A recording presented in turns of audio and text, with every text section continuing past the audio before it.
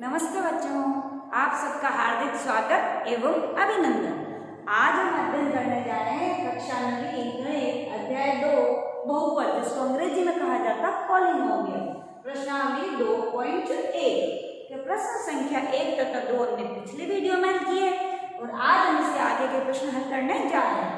प्रश्न संख्या जो हमारा 3 उस प्रकार है 35 घात के द्विपद का और 100 घात के एक पदी का एक एक उदाहरण दीजिए। तो यहाँ पर क्या करना है हमें, सबसे पहले 35 घात का द्विपद यानी कि ऐसा बहुपद जिसमें पदों की संख्या 2 हो और उच्चतम घात है वो कितनी हो, 35। तो हमारे पास इस तरह के हजारों उदाहरण है, तो कोई भी उदाहरण हमें एक उदाहरण यहाँ देना है। मैं यहाँ इस प्रकार से लिखती हूँ x घात 35 प्लस 2। तो यहाँ पर x की जगह y वगैरह चर जो है चर राशि कोई भी अल्फाबेट हम लिख सकते हैं। यहाँ x का कोई गुणांक भी लिख सकते हैं। यहाँ संख्या प्लस माइनस कैसे भी हो सकती है, बस हमें उच्चतम घात 35 रखना है। और दूसरा हमें पूछा कि 100 घात का एक पद, यानी कि घात तो होनी चाहिए 100 और पद की संख्या सिर्फ एक होनी चाहिए। तो यहाँ पर भी हमारे पास बहुत सारे उदाहरण हैं और मैं यहाँ उदाहरण लिखती हूँ, x यहाँ लिख लिया तो मैं यहाँ y ले लेती हूँ, तो y की घात 100। तो ये हमारे पास उदाहरण है 100 घात का एक पद।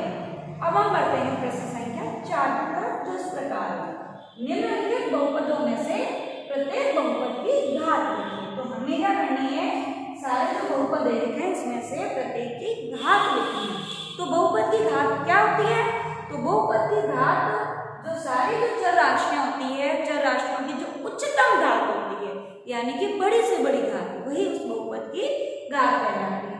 तो यहाँ पर हम पहले उदाहरण में पहले भाग में ये देखते हैं कि 5x³ plus 4x² plus 7x। तो यहाँ पर x की घात कितनी है 3, यहाँ कितनी है 2, यहाँ कितनी है 1। तो यहाँ पर बड़ी से बड़ी घात कितनी हुई 3। तो यहाँ पर बहुपद की घात हमारी कहलाएगी 3। और जो दूसरा भाग है वो हमारा है 4 - y²। तो यहाँ पर हम देखेंगे 4 जो है वो हमारा अचर संख्या है और ये जो अचर राशि है और ये हमारा चर राशि है y। तो यहाँ पर हम देख रहे हैं कि 4 के साथ कोई भी चर राशि नहीं है।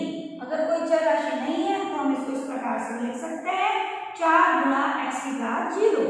क्यों लिख सकते हैं, क्योंकि हमें पता है कि घातांक नियम में x की घात 0 का मान क्या होता है 1 होता है, यानी कि इसको इस प्रकार से लिखा जा सकता है 4 को 4 गुणा 1 को लिखिए x की घात 0 माइनस y²। तो यहाँ पर इसकी घात कितनी हुई, अचर राशि की 4 की कितनी हुई 0 और यहाँ पर हमारे घात है 2। तो उच्चतम घात बड़ी से बड़ी घात क्या है 2 है। तो यहीं पर हमारी जो बहुपद की घात होगी 2। इससे अगर हम देखते हैं तीसरा भाग, तो तीसरा भाग है उसमें बड़ी से बड़ी घात कौन सी होगी, यहाँ पर है 1 और यहाँ पे अचर संख्या है, अचर पद है। तो अचर पद की घात हमेशा क्या होती है 0 होती है। तो यहाँ पर बड़ी से बड़ी घात क्या हुई, 0 और 1 में बड़ा कौन है 1। तो यहाँ पर हम लिखेंगे 1 और यहाँ जो चौथा भाग है वो हमारा है 3। तो यहाँ पर कोई भी चर राशि नहीं है। तो यहाँ पर इसको हम इस प्रकार से लिख सकते हैं 3 गुणा 1 3 गुणा x घात 0। तो यहाँ पर जो है बहुपद की घात तो कौन सी घात है, जितने भी हमारे पास अचर संख्याएं हैं उनकी हमेशा घात क्या होती है 0। उसको इस प्रकार से हम लिख सकते हैं। तो उसकी घात क्या होगी 0 यानी कि 0।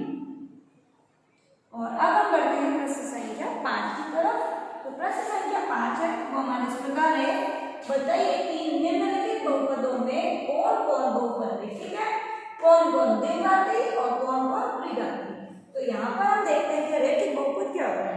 रैखिक बहुपद यानी कि बहुपद की उच्चतम घात जो भी होती है, यानी कि तो अगर एक घात का बहुपद है उसको हम कहेंगे रैखिक बहुपद, 2 घात का है तो द्विघाती और 3 घात का है तो त्रिघाती। तो यहाँ पर हमें छांटना है कि रैखिक है, द्विघाती है या फिर त्रिघाती है। तो यहाँ पर हम देखेंगे जो इस बहुपद की घात जो पहला भाग हमारा है x² प्लस x। तो बहुपद की घात क्या होगी, उच्चतम घात क्या है 2। तो बहुपद की घात कितनी 2। तो 2 घात वाले को हम क्या बोलेंगे, 2 घात वाले को बोलेंगे द्विघाती। तो यहाँ पर हमें लिखना है द्विघाती। इसी तरह इसका जो दूसरा भाग है वो हमारा है x - x³। तो यहाँ पर जो है बहुपद की घात क्या होगी